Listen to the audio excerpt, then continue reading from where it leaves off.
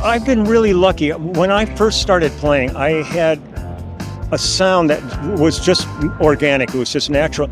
And I'm really fortunate that seems to have worked on almost everything I've worked on, where I don't really, I can go from like a hip hop date to a country date to a jazz date, and I really don't change my sound. It just seems to work on almost everything. Something might want a little bit more treble or something, but I don't really jump through hoops looking for different sounds. So I feel really fortunate that I found this, I won't say generic, but it's a sound that seems to work on almost everything I ever work on. So I don't have to sit there playing around, trying all kinds of different instruments or different settings.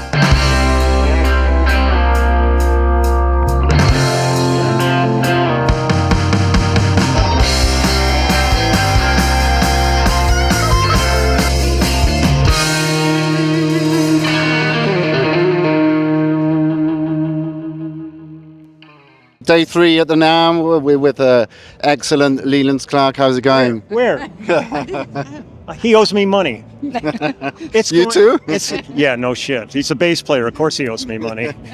No, it's going great. It's been fantastic. And I got to see you guys. Got to see Antonella. Tell me all about it. How do you guys know each other? Through Warwick. Yeah. We were at the first base camp together, and we just gravitated towards each other because it was all these bass players, and who wants to be around them? Yeah, because she's been going on, oh, Leland, you got to meet him. You've got. Well, there's an element of that gets, where you go, let's just get out of here. And so we have really had fun over there. It was always great. And I just, I helped move your gear one night when you were playing a club gig, remember? Yeah, in Paris. In Paris. He was carrying my stuff, actually. It's the first time I felt like I legitimately do something. So what are you doing at the moment, music-wise? I just got off the road with Lyle, Lovett, and we're going to be going back up. But it's a great gig. We have a 15-piece band, so it absolutely kills. Just was in the studio with Barbara Streisand doing a new album, and got a couple of album projects coming up, and then I'm doing the pre-Grammy show and maybe the Grammy show next weekend. Cool. A lot of stuff, just try to keep busy. Okay, one last musician's question. I like to compare music to cuisine. What would we're all in the eternal quest of, the growl, the tone, etc. Exactly. What would your recipe be for, getting your sound?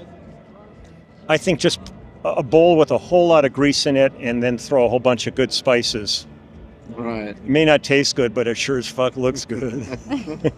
And, technically speaking, with music vocabulary, how would you describe that, your sound? Or the one you're looking for, anyway? I've been really lucky. When I first started playing, I had a sound that was just organic. It was just natural. And I'm really fortunate that seems to have worked on almost everything I've worked on, where I don't really, I can go from like a hip hop date to a country date to a jazz date, and I really don't change my sound. It just seems to work on almost everything. Something might want a little bit more treble or something, but I don't really jump through hoops looking for different sounds. So I feel really fortunate that I found this, I won't say generic, but it's a sound that seems to work on almost everything I ever work on. So I don't have to sit there playing around, trying all kinds of different instruments or different settings and stuff like that. So I feel lucky. What's your go-to gear at the moment? Well, on the road, my go-to bass is a Dingwall 5-string. My amp up to this point, and I'm still using it, but the company is no longer in existence, is Euphonic Audio out of New Jersey. I don't use any pedals. I don't have anything like that. So it's really bass, cable, amp, done. I like simplicity. I like to just all my energy to be focused on the song.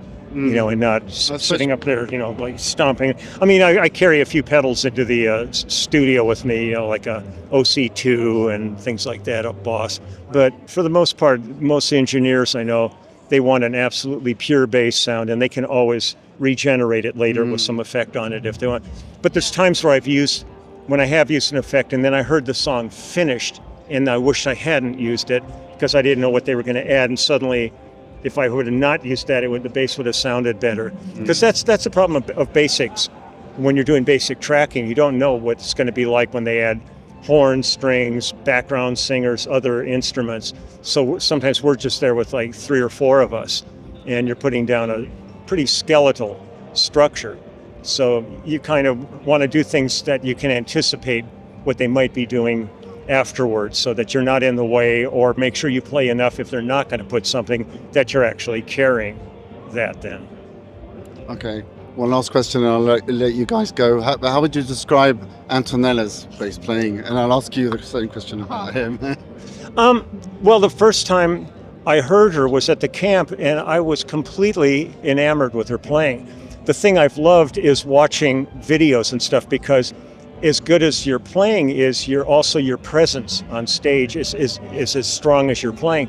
So there's an energy and kind of a vibe that she exudes live that's really, really wonderful. So she's like, to me, like a total package. She's a great player and a great presence on stage. And I tell people about her all the time. That was out of all the stuff with Warwick and everything, we had a ball. But the one thing that I've maintained is a friendship with Antonella more than anything else. So I feel very fortunate. Okay. Same question to you. I forgot the question. No, yeah. What do you think? What do you think about Antonella? For me, it's everything. It's my mentor, and I heard him playing on many records. I didn't even know that was you were playing. Because I'm a bass player, nobody knows. But even when I was living in Italy, we were playing on pop music, Vasco Rossi. Yeah. So I was already trying to learn his bass lines without knowing him. And when I finally met him, I realized you said you use simple things, and simplicity is not stupidity. Every time you find the good notes, the notes that serve the song. Yeah. That's what is really impressive. And the bass line is perfect. You say, it fits perfectly to the songs. I don't know.